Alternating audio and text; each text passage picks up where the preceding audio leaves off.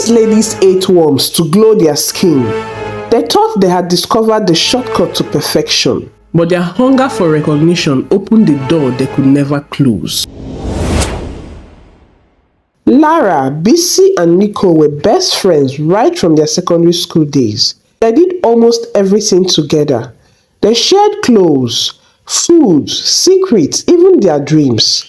One thing they always promised each other was that nothing would ever separate them. No matter the quarrel or misunderstanding, they always made sure to settle it before the day ended. They were inseparable sisters by choice, not by blood. After graduation, life hit them hard.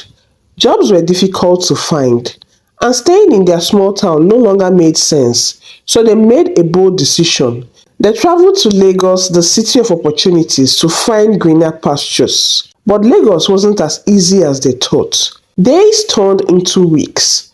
Weeks turned into months, and they were still struggling.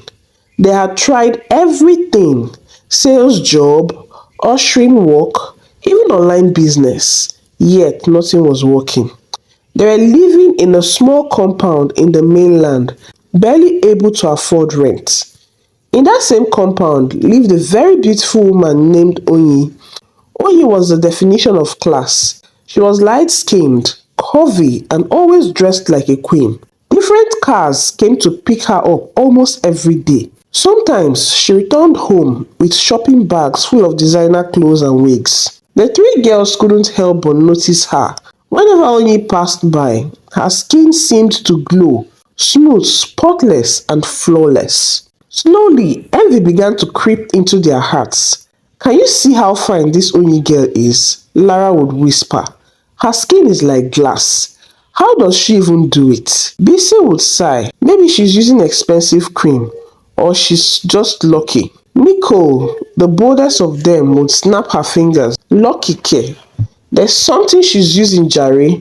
Nobody glows like that naturally." So, out of frustration and jealousy, they decided to start buying different creams and makeups to make their skin glow like Onyi's skin. But unfortunately, everything they tried only made things worse. Some creams left rashes and burns on their skin.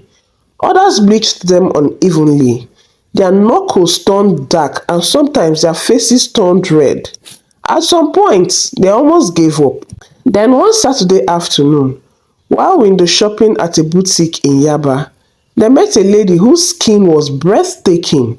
She was tall, soft-spoken, and her skin glowed like she was born with light inside of her. The three girls couldn't resist, so they approached her shyly. "Please, ma," Nicole started. "So sorry to disturb you, ma, but your skin is so fine. What are you using?" The woman smiled warmly. Thank you, thank you. It's nothing special, oh. Just something I've been using for a few weeks now." The ladies looked at each other with hope in their eyes. Bisi quickly said, "Please, can you tell us where you got it? We've tried everything. Nothing works at all for us." The woman looked at their desperate faces, and after a brief silence, she said quietly, "There's a woman who sells the product to me in Balogun Market. Her shop is not easy to find, but I'll give you directions. She's trustworthy, and her creams works wonders." The three friends thanked her and were so excited when they got home. The next day, they quickly boarded a cab straight to Balogun Market. After walking through narrow paths filled with noise, sweat, and traders shouting, they finally found the shop.